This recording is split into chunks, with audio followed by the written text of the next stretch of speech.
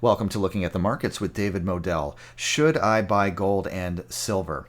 That's the topic of today's video. We're also going to cover some essential gold and silver terms that you really need to know if you're going to consider buying and or selling gold or silver. And this is part of a series of videos that I call Investing for Beginners. And if you have questions or if you'd like some help putting together an investing or trading plan, maybe you want to know more about gold and silver or stocks, bonds, cryptocurrencies, options, whatever it is, you can email me anytime at davidmodell@gmail.com, and that email address is right down below. All right, so should I buy gold and silver? Well, let's first understand some terms that we need to know about gold and silver. First of all, precious metals.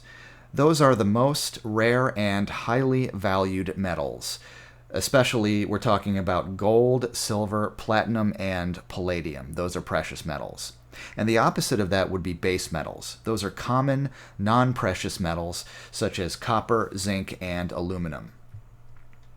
Now, what is the spot price? That's a super important term you're going to want to know. The spot price is what you would pay if you bought a precious metal immediately right out of the ground. Spot price does not include what it costs to make bars or coins out of the metal, or to ship it, store it, protect it, etc.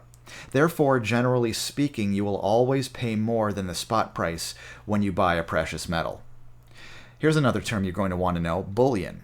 Bullion is gold and silver that is officially recognized as being at least 99.5% pure. Bullion comes in the form of bars or ingots, not coins. And what are ingots? Well, a picture says 1,000 words. So rather than try to describe it, here they are. These are ingots. Now, what is a troy ounce? That is a measure of weight sometimes used by precious metals dealers. 1 troy ounce equals approximately 31 grams. Numismatic value. That is the historical or collectible value of a coin as opposed to the value of the raw material itself. Here's an interesting one: junk silver. That's U.S. coins minted before the early 1960s, which contain 90% silver. And by the way, there's no such thing as junk gold, interestingly enough.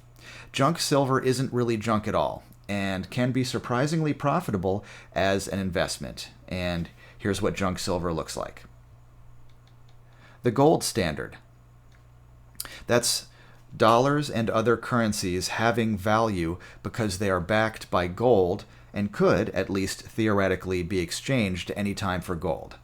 In 1971, the United States took the dollar off of the gold standard and onto the fiat system, in which dollars now had value simply because the government said so. So here's a question. Should I buy precious metals? Well, I cannot tell you what to buy or what to sell, but I can tell you this. Unlike stocks, dollars, and cryptocurrencies, gold and silver have been around for over 5,000 years as a currency and as a store of value.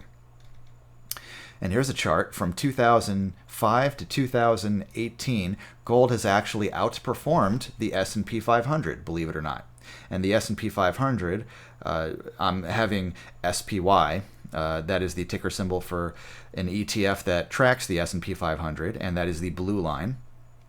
And I'm using the iShares Gold Trust, ticker symbol is IAU, and that tracks the value of gold, and that is represented by the red line.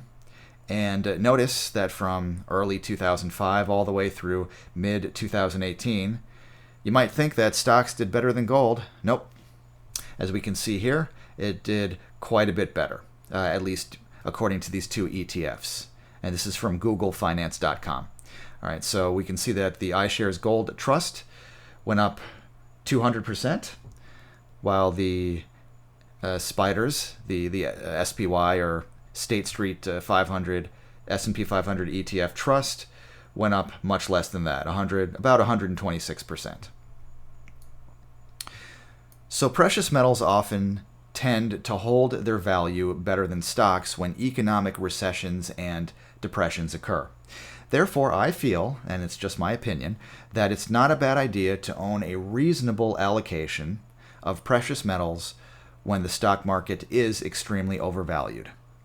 So when I feel that stocks are too expensive or the stock market is just too high and possibly bound for a correction or recession or bear market, that kind of thing, when stocks go down a lot, what I may do is increase my allocation in precious metals holdings, gold, silver, that kind of thing. But I will never over allocate. I will never buy more than I can afford, and I will never put too much of my portfolio into one thing, including precious metals, as much as I like them. I'm not going to over allocate into that or anything else. All right, so I hope this gave you a perspective and some terminology, some information that you'll need to know about precious metals and especially gold and silver. Again, if you'd like some more help putting together a plan for your investing, because you really need to have one. If you're investing without a plan, then you are really asking for problems. So my name is David Modell. My email address is davidmodell@gmail.com. That's how you can contact me for more help.